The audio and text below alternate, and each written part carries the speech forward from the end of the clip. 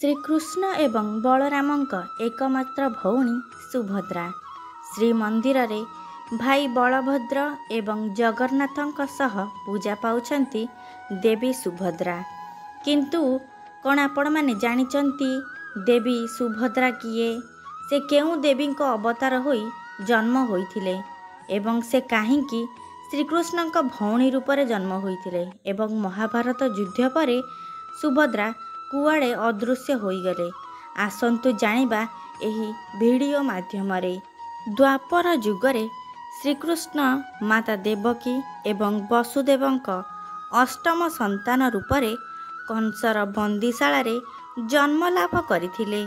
सेहीपरि माता जशोदा एवं नंदଙ୍କ कोଳରେ जन्म लाभ करथिले देवी सुभद्रा। भगवान श्रीकृष्णଙ୍କ जन्म परे पिता वसुदेव निज पुत्रଙ୍କୁ कंसଙ୍କ दाउରୁ सुरक्षित रखिबा पई निज मित्र नंदଙ୍କ गृहरे श्रीकृष्णଙ୍କୁ रखी माता जशोदाଙ୍କ नवजात कन्या को पालटाई आनिथिले।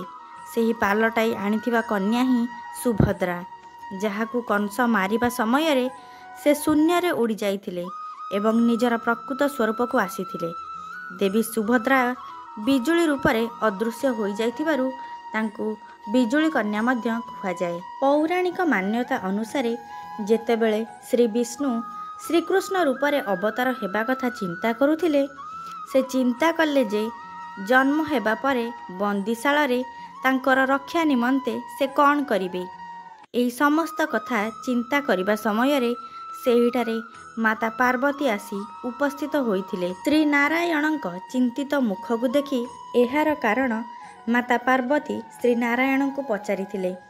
नारायण निजर समस्त चिंता देवी पार्वती को जणाइथिले, जहा सुनी देवी पार्वती कहिथिले जे से एक कन्या रूपरे माता जशोदाଙ୍କ कोଳରେ जन्म नेबे एवं श्रीकृष्णଙ୍କ रक्षा निमंते पिता वसुदेव जाई कन्या को पालटाई नहीं आसिबे। यह द्वारा श्रीकृष्णଙ୍କ रक्षा हेब एवं देवी पार्वती निजर भौणी हेबार कर्तव्य आउ थरे पालन करिवे।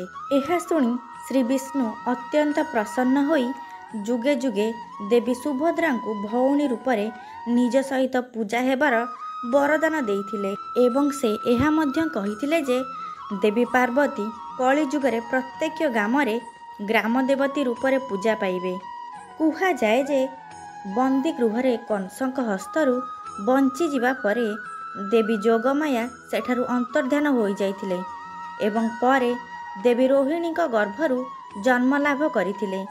तेबे एही कथा केते सत ताहा आमे जानि नाहु, किंतु श्रीकृष्ण गोपपुरा रे माता जशोदाଙ୍କ पाखरे रहिबा समय रे सेठारे सुभद्रांकर कौनसी उल्लेख नाही।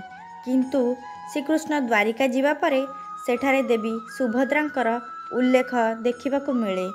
द्वारिका रे देवी सुभद्रा वन्य भ्रमण समय रे अर्जुन को देखिथिले एवं परे भ्राता बलराम सुभद्रांक विवाह आयोजन करने समय रे देवी सुभद्रा श्रीकृष्णଙ୍କ परामर्श नहीं अर्जुनଙ୍କ सह पलायन करथिले।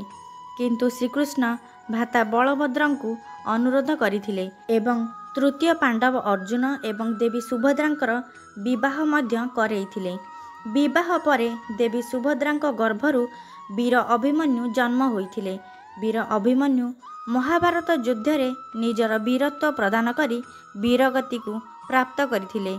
महाभारत युद्धर 36 वर्ष पर श्रीकृष्णଙ୍କ मृत्यु होइथिला। एही खबर पाइबा परे पांडव माने श्रीकृष्णଙ୍କ श्रेष्ठकृत्य संपन्न करथिले। किंतु कौन आपण माने जानती जे एहा परे सुभद्रांकर कौन होइथिला। श्रीकृष्णଙ୍କ मृत्यु खबर पाइबा खणी सुभद्रा सेहिठारे ही निजर देह त्याग करथिले एवं तांकर आत्मा जाई श्रीकृष्णଙ୍କ शरीर रे मिसिथिला एवं एहा परे पांडव एवं द्रौपदी स्वर्ग निमंते यात्रा करथिले। एहा परे कलिजुगरे देवी सुभद्रा भाई बलभद्र एवं भाई जगन्नाथଙ୍କ सह श्रीमंदिर रे पूजा पाउछंती। एहा थिला देवी सुभद्रांकर जन्म एवं मृत्युर कहानी।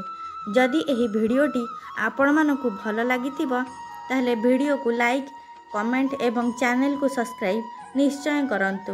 धन्यवाद। ଜୟ ଜଗନ୍ନାଥ।